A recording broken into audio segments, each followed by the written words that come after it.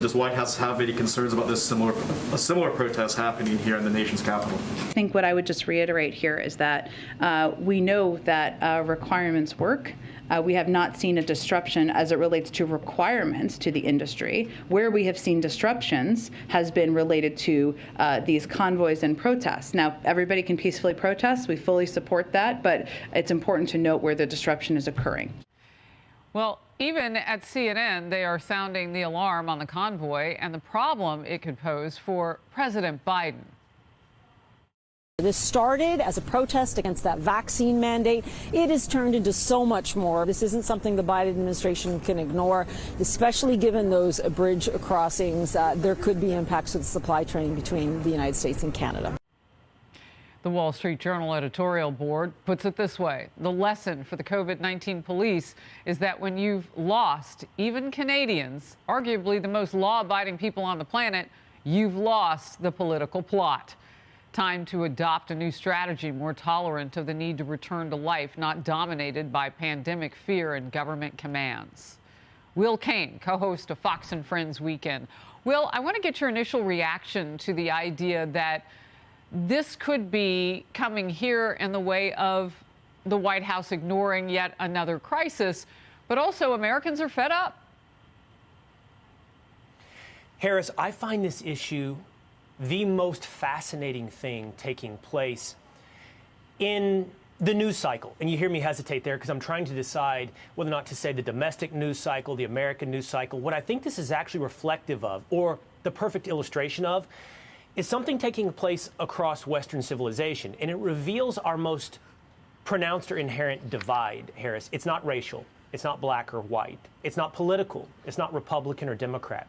It truly is, to anyone that thinks this sounds pandering, it truly is, and I think it's only going to become more so obvious, the divide between the common man and the elite. What you see happening in Canada is the rising up of the blue-collar worker, the common man. These people are not anti-vax. These people are not necessarily Republicans. These people are not necessarily conservative.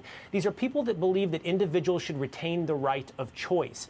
And they are resisting a top-down approach to their life from the elites who tell them how they should live, what they should think, what they're allowed to hear, and what they should submit to in terms of mandates. That's not limited to Canada, Harris. Right. That could easily come right here to the United States, take place in the UK. We see it on the streets across Europe. And here's the thing, Harris. Ask yourself this. How does it end? We can discuss where does it go. Does it come to the United States? How does it end? Look at Canada for some of that answer, Will, if you will. They're winning. I mean, when I woke up and read headlines the last couple of days, I said, well, the truckers are winning their argument. And by the way, this idea that you describe, yes, it's spreading around the world, but I sort of see America as some of the originators of that kind of freedom. I mean, it's inherent in who we are, having not always had it. One of the organizers of the Freedom Convoy told Fox News Digital she's downright disgusted by the liberal media's coverage of the protest, although we showed you that little clip from CNN saying the White House had better stop ignoring these truckers. Another trucker said, it seems like everything is a cult or an insurrection or an assault on democracy these days. I don't understand how people fighting for their freedom can be an assault on democracy. Your reaction? Nor do I. Nor do I. These truckers have been called every insult under the sun, from fringe to far right to hateful to a cult. And Harris, I think you're right that the United States is sort of the original freedom-loving population. But we are not leading the way right now when it comes to resisting top-down elite mandates. Right now, we're being led by Canadian truckers. And so let's play this out. How does it end? Think about this. Think about the power the common man has. Think about the power these truckers have. What will Justin Trudeau do eventually? Will he send in the military? There's not enough police. There's not enough Ottawa police nor tow truck companies. And by the way, it sounds like the tow truck companies are resisting hauling away these trucks. Yeah. Right. You better have a big tow truck. So what is he going to do? Send in the military to break up this protest? And even at that, even if he did that, Harris, then how does he pick up the slack in the supply chain? Will the military then deliver the goods and services across Canada that these truckers are supposed to be doing on a daily basis? This is the power. You know, when you bring it back to the United States of America, We do not know the power that we hold over the people that would like to lord their power over us. Ultimately, these elites are a minority, an extreme radical minority, certainly in their ideas. But ultimately, still in the United States of America, the power rests with the people. It'll be interesting to see when American people lead the way. Well, look, everybody has a visceral reaction to that grandpa, that great-grandpa being hauled off by the Canadian police. And you say, well, what is Justin Trudeau going to do? Well, if he does too much of that, it could get really interesting. Because those truckers are honking their horns. Now they've been told they can't. I mean, they're being silenced.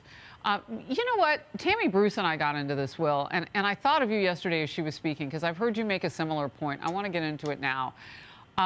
She made the point about the Freedom Convoy protest in comparison to the protests here in the United States. Just watch and listen. I think that we saw the inkling of that with the school board meetings and parents. Yes. That was the same dynamic without trucks, where Americans were saying very vocally, enough is enough. And that can and will grow. And this has been inspirational for people. They're seeing it. Americans, truckers, the supply line, of course, they remain under attack. I have to say, we had the Great Resignation. We have people who are not going back to work. That might also be, interestingly, a very quiet protest that is occurring. Will. Yeah, and so here's what I think is so fascinating. This will take us back to the original question you asked me. This dynamic between the average American, the average citizen of the Western world, and these elites will become undeniable. Do you think all those parents in Virginia that were called domestic terrorists vote Republican? Probably not yet. The point is, this crosses partisan divides. Anybody that dares stand up to this elite monolithic groupthink that tolerates no dissent is called a domestic terrorist, is called, when you're a trucker, you're called a cultist. You're Joe Rogan and you advocate for Bernie Sanders and you're called a propagandist and purveyor of misinformation, and your voice must be silenced. It's going to become undeniable. It's becoming undeniable. And I think that, I think we've never seen, at least in my lifetime, this type of flex from those who think they have power against those that actually have power. This type of flex. What Tammy Bruce said about the Great Resignation, there's 38 million people who quit their jobs by October of last year. She said that's the equivalency to a silent protest that could build. Great to have your comments on that. Let's get to this. Big backlash as the Biden administration may be looking to place hundreds of migrants under part-time house arrest. Well, I call them illegal immigrants because they're here illegally. And now, of course, if they're putting them under house arrest, they're making that point. They say it's much cheaper than holding them at detention facilities, as illegals are flooding across the border in record numbers.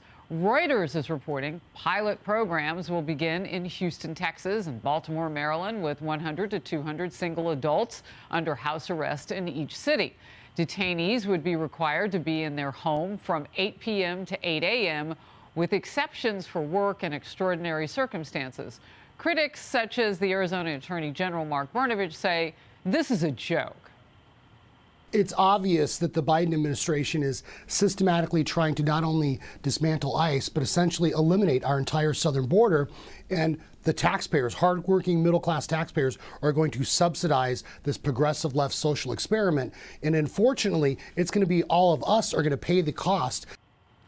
Will, talk to me about what the AG is saying there. What kind of a social experiment is this? One that they say is driven by compassion. So under this house arrest, you point out, Harris, supposedly it will cost $6 to $8 a day to house a migrant on house arrest versus $142 a day in a detention center. These migrants apparently would be confined to their home from 8 p.m. to 8 a.m. Makes you wonder, what do they do all day? And I think you find the answer pretty quickly as they go out and work and live the life that they actually came to the United States to live. But here's what's funny about that. Supposedly that's driven by compassion, a more compassionate approach to this than, for example, they say, the Trump administration. But it's interesting who they're compassionate toward. And I think this is inseparable from America's rising crime crisis. You seem to be compassionate towards those that break the law, not for those who suffer at those who are breaking the law, the hands of those who are breaking the law. And by the way, just like a permissive parent who constantly meets a rule-breaking child with compassion, you only are going to get more of it. You're going to get more illegal immigration. And thus, you're going to have less compassion towards Americans who lose jobs, who suffer from crimes from illegal immigrants, or in the rising crime crisis, suffer higher rates of murder. Who exactly is the recipient of your compassion? Well, and we've seen the busloads of adult males mostly and some women, not families, being dropped off in cities. I mean, this accelerates that with legitimacy now. Yes, they're here illegally. Yes. We're going to house them. We're only going to keep track of them in the sleeping hours. And who knows if they're keeping court dates? They weren't keeping them before, but now you've legitimized whatever it is they're doing, and you've given them time away from that dwelling to go to work. So you've normalized their illegal behavior. It seems counterintuitive illegal immigration to a nation with borders. We'll move on. Yep. Will, great to have you in focus today. Thank you.